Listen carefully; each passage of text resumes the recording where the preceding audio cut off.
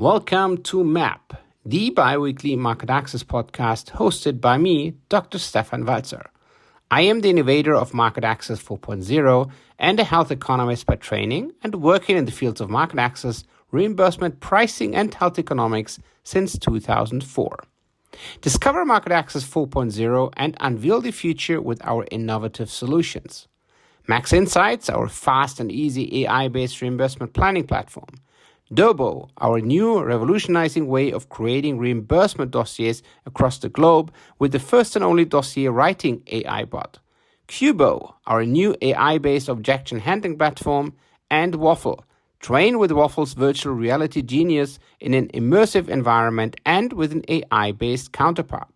We are Market Access 4.0, so check out our website, marketaccess4-0.com. And now let's dive into the current discussions, processes, and trends in market access across the globe. Good morning, Nina. Good morning to Toronto, I think, right? Yes, absolutely. It's 9:30 in the morning here in Toronto. Thank you for having me on your show, Stefan. Perfect. Good to have you. And I think a very interesting kind of topic this time. I think normally we discuss more around, let's say, market access reimbursement systems, the discussions around payers, etc. But I think today it's even a bit broader. It touches very much on all of those kind of aspects, but it's clearly broader. It's around pharmacoequity. So, Nina, before we start with that, maybe you can introduce yourself as well before we then jump into the topic, that we don't forget that. Absolutely. So I'm Nina Lathia. I'm a pharmacist and health economist. I worked for several years as a hospital pharmacist and then sort of rejigged my career by going to graduate school, obtaining a master's and a PhD in health economics. And in my career as a health economist, I've worked both in Canada and internationally at NICE, the National Institute for Health and Care Excellence in the UK. And as a consultant, I've done work for government agencies, I've done work for private payers, and I've done work for some pharma companies. So that's perfect. Perfect guest for our show. Thank you so much for having me. It's such a pleasure to be on. Absolutely. So coming back and going back, I mean, I think it's probably also quite interesting because I think you have chosen pharmacoequity also as part of a quite recent paper, and you can maybe just as well speak to that very quickly. But I think when having your kind of background with UK NICE, with the Canadian healthcare system from private side, but let's say from the different perspective, I think you have probably also chosen that topic quite nicely. But before we come to that, could you quickly tell us what you define or how you would maybe define pharmacoequity? What is it finally? Yeah, so pharmacoequity was a term coined by a U.S. researcher who's written a very nice paper that you referred to in JAMA 2 years ago.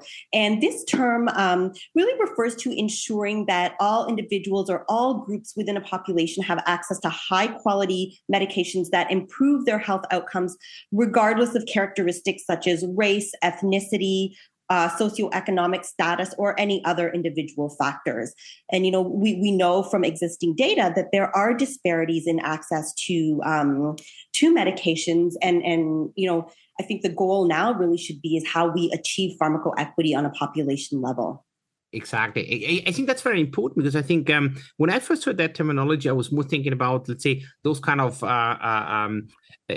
differences between, let's say, regions. For example, that a product might be available in Scotland, but maybe not in England, right? So just by chance, or the same in Canada, right? Maybe it might be available in one province, but not in the other. That was the first thing what basically rang a bell with me. But I think it's even broader, right? You just said it might be a lot of discussion we just have probably since a couple of years, right? Which is age, gender, social kind of, generally let's say the kind of social environment, right? Where you're coming from, etc. So how could we tackle that really? Because I mean, ultimately it is really broad and it's nice, let's say from an academic perspective, but ultimately it really touches space with every patient, right? Absolutely. And I think what you touched on is absolutely one important component of pharmacoequity, differences between regions within a country or globally with respect to access to effective medications. But really, when we kind of take a step back and we look at it, these inequities are sort of embedded in the system all the way from drug development right up to an individual patient obtaining a prescription from a pharmacy. And I think in order to tackle this, we need to look at sort of every point along this continuum, and strategies for addressing these inequities at every point. So, for example, when we look at drug development, we want to ensure that, in the drug pipeline, we are developing remedies for the vast array of diseases that individuals experience around the world, right? We don't just want to be developing specialty medications, targeted at individuals living in what might be considered rich countries or high income countries. We also want to make sure that we are developing drugs for neglected tropical diseases that affect huge swaths of the population in the global south, right? And moving on from there, we want to make sure that we make appropriate regulatory decisions and we integrate equity considerations into regulatory frameworks, right? And I think up until this point, there hasn't been an appreciation as to how to systematically consider equity all along that continuum. And, moving on from the regulatory sphere into HTA bodies and how they make decisions, individual prescribing decisions, and access by individual patients to these drugs, I think is important. And I think there are steps we can take at every point along that continuum. No, I fully agree. And I think the other thing would maybe reminds me of, I think it's maybe a very special case, but it could maybe as well be something what could maybe as well be implemented in the different systems. I think when we think about orphan drugs, I mean, maybe 10, 15 years ago, there were no real incentives, also not for the pharmaceutical industry, right, to really invest there, even with very small patient population, right? If we see now those ATMPs with, 9 or 10 patients maybe per country, I mean, no one can really say anymore that this is not attractive, right? Prices might be really high, right? But that's maybe on another aspect. I think we're probably even a step before that. And I think you said that, but an orphan drug is just more what maybe was an idea how to potentially create some incentives, or especially also on the regulatory side, right? When we speak about drug development, and you would think of, let's say, trying to decrease, let's say, pharmaco inequality, right?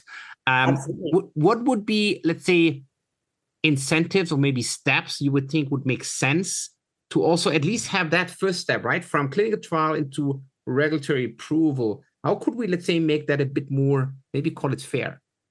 Yeah, so I mean, I think governments play a huge role in that, in providing incentives in terms of funding development, in terms of regulatory decisions. I think there are definitely government incentives. I think maybe we need to look at the issue from a global perspective too, ensuring that we, globally. I mean, there's the issue of orphan drugs. There's the issue of diseases that may be more prevalent in the global south rather than in high income countries.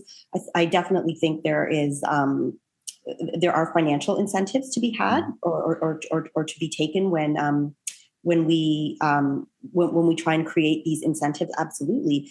And I think then again, when we kind of move to the regulatory steps, I think we're making some progress. We see with diversity as well in these trials. I think that's another component with respect to equity, right? Traditionally, there hasn't been a great deal of diversity in clinical trials. And I think that point has been underappreciated because many of the drugs that are developed are potentially useful in patient populations in which we haven't evaluated in clinical trials, right? So, and I think there's a greater appreciation of that. The FDA has now recommended or has now implemented diversity requirements for late stage clinical trials. So I think we are starting to realize that we do need to do this. And beyond the regulatory framework, when we get into HTA decision making, I mean, traditionally HTA was focused on population health and maximizing population health, right? And there wasn't really a formal equity framework, but I think HTA bodies are now realizing it's not just about improving the health of the whole population. It's also about how that health is distributed between different groups within the population. And we know that there are, even in rich countries, there are health disparities based on socioeconomic status, as we discussed before, based on race, based on ethnicity. And so HTA bodies are looking at formally incorporating equity considerations into their decisions through use of things like distributional cost effectiveness analyses, which formally quantify equity and how those equity outcomes are distributed between different groups in populations. And again, I think that comes back to your point about orphan drugs, right? That we have that group of patients who up until very recently haven't had specific therapies that were being developed for their conditions, right? Yeah, exactly. I mean, orphan drugs is just one example, right? I mean, if we take, for example, pediatrics, right? I mean, if you have suddenly a pediatrics program, you also get a longer kind of, let's say, time until your patent might expire from an industry perspective, which is also a quite interesting incentive. So you might even think of, let's say, broaden that.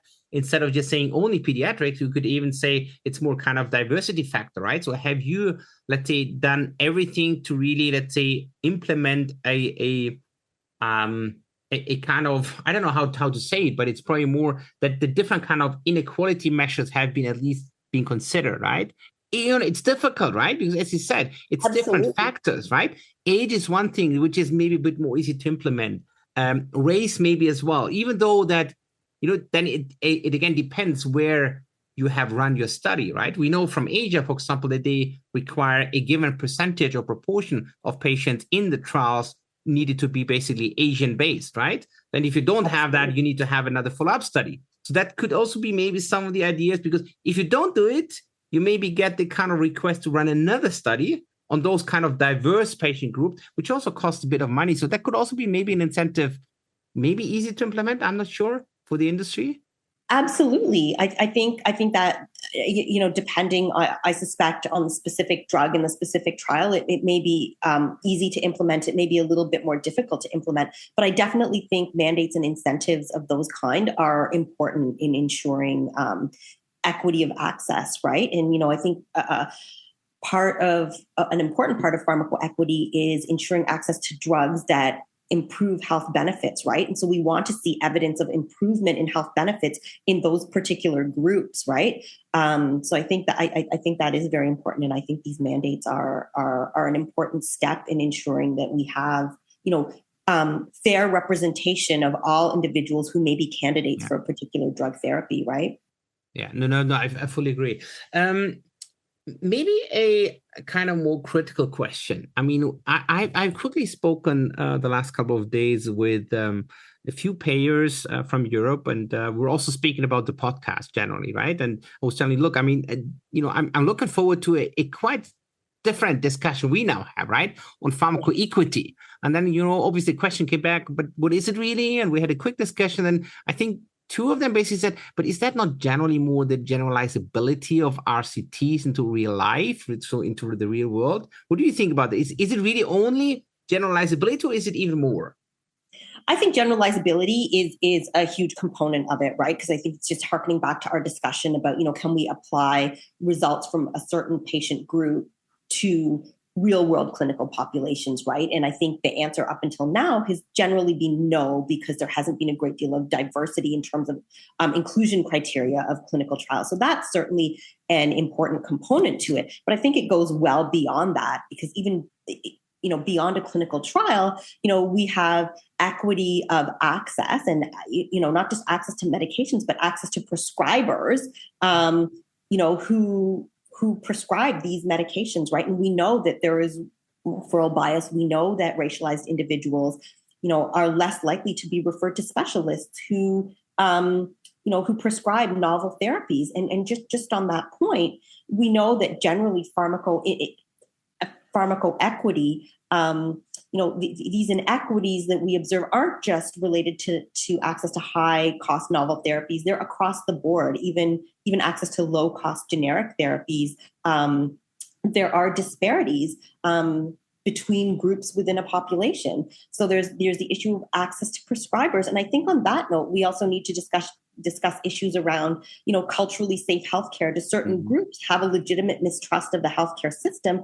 And as a result of that, they're not accessing the system, and they're not receiving access to these therapies, right? And what can we do about that?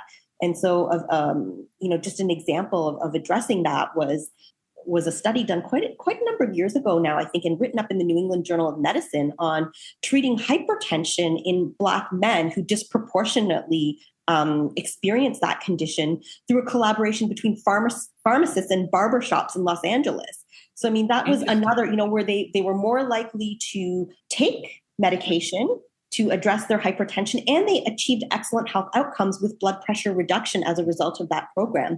So I think there's that issue about, access and uptake.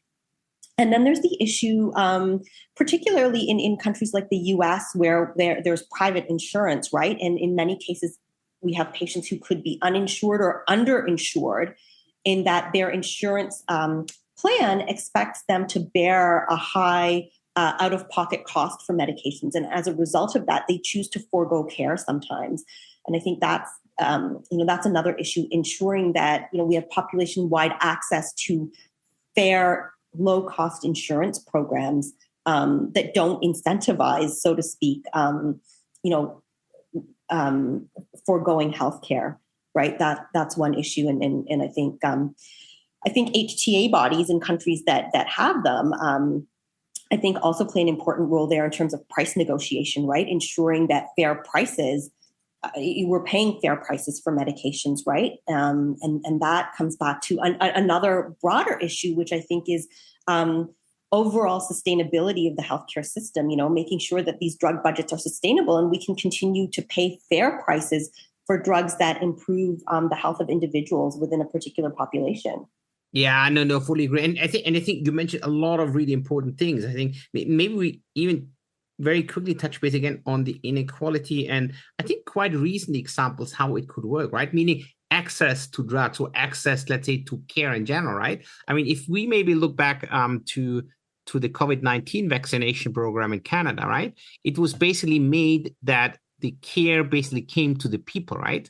Wherever those people were, in terms of language, social status, generally where they were living, etc., right? It was all thought, how could we bring the vaccination to the persons, right?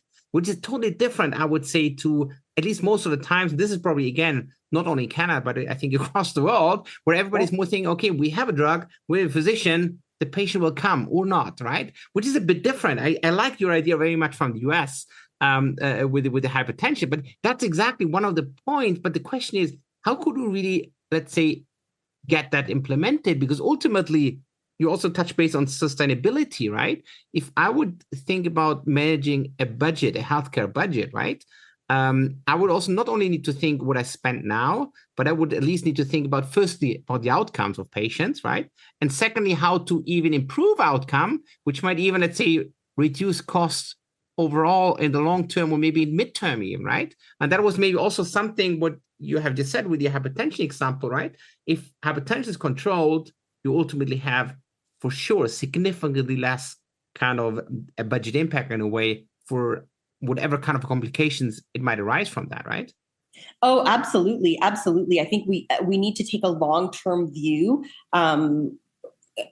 through the lens of pharmacoequity, like what, it's not just about the cost of the drug, right? It's about the long-term consequences of ensuring people have access to therapies, right? Preventive therapies, novel therapies, low-cost generic therapies, whatever therapies they require to manage their conditions. And I really like your mention of the vaccination program in Canada. I think we had a lot of success with groups, particularly with Indigenous groups, kind of going to them and designing programs that were aimed at increasing uptake and increasing trust within the system. And I think that was one of the very bright spots for Canada, at least in terms of vaccine uptake. And it wasn't. I think the most well-known example is within Indigenous communities, but there were also, religious groups that partnered with the government to administer vaccines, in temples or mosques, et cetera. And that was absolutely a very successful program. And I think that really speaks to, the core of really what pharmacoequity is, right? Like ensuring people who need these therapies get them. And it doesn't have to necessarily be in what would be considered a traditional healthcare setting, like a doctor's office or a hospital, or even a pharmacy. Yeah, no, I fully agree. So I think ultimately, I think what this really shows is that there needs to be probably somehow a kind of political push, right? Or a kind of monetary incentive, probably both of it, right? Because I guess let's say with the example in the US, I think it was probably also a bit of a monetary incentive, right? I mean, if we can get those, let's say, patients being controlled, we might see in the long term less costs, right? Which maybe, I don't know what that was the kind of incentive or the kind of background, but I could at least think about that, right? I think the political push is probably more what we've seen with the COVID vaccination programs, right? In Canada, but also in other parts of the world. The other issue, I think, what maybe needs to be added in here, I mean, what you said as well, is access to physicians in general, right? Because, I mean, we have quite high scarcity, obviously, already with nurses, with physicians, with pharmacists, whatever you want to call it, right? So how could we solve that really in the future? I mean, overall, right? How could, let's say, inequality to pharmacotherapies or maybe to even broader to, let's say, care access be solved in midterm to long-term run? What might be next step, what you would and could think of? Yeah, so that's a really good question. And I think that's a particularly salient question that's come to light with the COVID-19 pandemic, right? We've seen an increasing number of shortages of nurses, doctors, other frontline healthcare workers. And it's not an easy problem to fix. But one bright spot that I will mention, and perhaps this is my bias as a pharmacist, has been, the expanded scope of pharmacy practice, at least within Canada. We've seen, I think, all of the provinces, all 10 provinces and the territories in Canada move towards expanding the scope, so allowing pharmacists to prescribe certain medications for ambulatory conditions, in some cases allowing pharmacists to become more involved in monitoring and following up of therapies through authorization for ordering lab values, making some therapeutic substitutions, really sort of making pharmacists key players in an access point to primary care. I think has been one of the positives to come out of that. I think recognizing, coming back to your point, that healthcare doesn't always have to be delivered in what is a traditional healthcare setting, right? And establishing even community-based organizations that can deliver healthcare. Delivering healthcare to children in schools. There have been some studies to show that that's been an excellent program to increase uptake. For example, of HPV vaccines, we know that when they're administered in school, we have higher uptake than when parents are required to attend appointments in traditional healthcare settings. So I think that we maybe need to think a little bit outside the box, and we need to think of, the fact that healthcare doesn't exist in a vacuum on its own, right? It's interconnected to other programs and to other initiatives within a community. And I think that that would be an excellent direction for us to move in. And I think we're getting there. And I think what's important too is that we engage patients in helping them to understand how they can access healthcare. Yeah, no, I fully agree.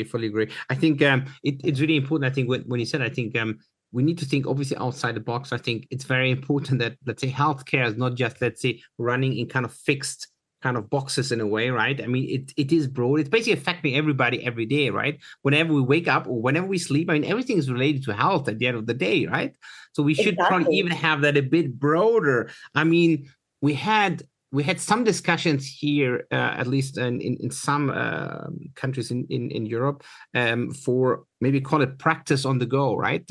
So private practices, which might just jump, let's say, from one location to another, to also, and especially having maybe access more for elderly, no more, let's say, that flexible to go maybe into the bigger cities than to their appointments or something like that. I mean, we've seen that this would work. Seen basically with the vaccination program, but it's still not implemented, right? It's just a small step, but I don't know, maybe it's still the money which is missing, or maybe the political will. I think it's probably both the money, the political will. I think there's still an underappreciation as to how important some of those programs are. And I think, on a societal level, we need to implement systems to deal with this, right? Like we need, that's an excellent idea of maybe, sort of pop-up clinics or mobile clinics, but we've got to have, I think, a system-wide approach so that everybody who could benefit from that has access to it, right? In the same way we talk about equity to medications, right? We've got to have systems in place to ensure that everybody has access to the healthcare, be it medications or other healthcare services that they need. And I think I think that's the key. I think fully agree. I think you mentioned incentives. I think we also, in some cases, need to address what might be described as misaligned incentives, right? Where we might have some, perverse incentives that are causing us to behave in certain ways or not behave in certain ways that are affecting access, access to medications and other health services. So I think there's lots to think about there. Yeah. No, absolutely agree. So final question for you. What would you tell if suddenly the Minister of Health, the Canadian Minister of Health, would call you tomorrow and would just ask for your advice? You have maybe 2 minutes time and somebody was just recommending to speak to Nina and you have 2 minutes to tell the Minister of Health what to do, what you would basically do if you were him or her. So I would say, just on the issue of equity, I would say, put in system-wide processes, implement some system-wide processes to address health inequities and start early, start with children, start in school, start teaching children about health, start teaching children about where they can access health services, start teaching children about things they can do to stay healthy. And I would also say my second piece of advice is take a long-term view. I think sometimes we're all guilty of what could be described as short-termism. Take a long-term view. How does access to medications, how does access to health services benefit us 10, 20, 30 years down the line, not 6 months down the line, not what it's going to cost for the next 6 months, what it's going to cost for the next year. What are we going to achieve if we implement these programs, a decade or two down the line? And I think that's very, very important. That's key to making good decisions. Yeah, that makes a lot of sense. Thank you, Nina. It was a great discussion, a lot of great insights and a lot of new, let's say, parts also to think of. Yes, lots of food for thought. So thank you for having me. Thank you. So pharmacoequity this time is slightly different kind of topic, but it's still very important when thinking about market access and reimbursement itself. I mean, people listening to the podcast might have already experienced in the past as well inequalities in access of drugs, for example, on a regional level. I mean, sometimes I personally had the experience that a drug we have been working on a national level, for example, in Spain, had access in some areas, for example, in the Barcelona area, but not in the south of Spain for nearly 3 years, right? So there was a 3-year difference until also patients in the south of Spain had the same access to that specific drug than patients more in the north. I think people who might know as well the system, for example, in Italy would just say, yes, of course, I've experienced that similarly. And I have also mentioned already in the podcast discussion with Nina, the experience between Scotland and England. So that's just one component, but it's even broader what we have just heard, right? It's also, let's say, something which might be coming as well into effect from an HGH perspective. We've just heard as well that there is a so-called distributional cost effectiveness analysis already, at least in the academic discussion, where people might just get as well the diversity into the cost effectiveness analysis. And I think we have that already, let's say, when we think and speak about the medical benefit assessment, for example, in France, in Germany, and in other parts of the world, when payers are speaking about generalizability. Generalizability of randomized controlled trials is also part, and an important part and component of inequality of drug access. So a lot of further discussion which might come in there, I think especially within the years to come. We're now in 2023. We have a lot of discussions from a political perspective when it comes to diversity, which I personally think is really important. And that is also where I personally believe as well that this will also get into the market access and reimbursement discussions rather sooner than later. That was an episode of MAP, the market access podcast provided by Mars Market Access and Pricing Strategy, which is your healthcare consultancy in the German-speaking markets. MAP is available every second week with a new episode, so watch out. And in case you might have questions, contact me directly and or visit our website on www.marketaccess-pricingstrategy.de.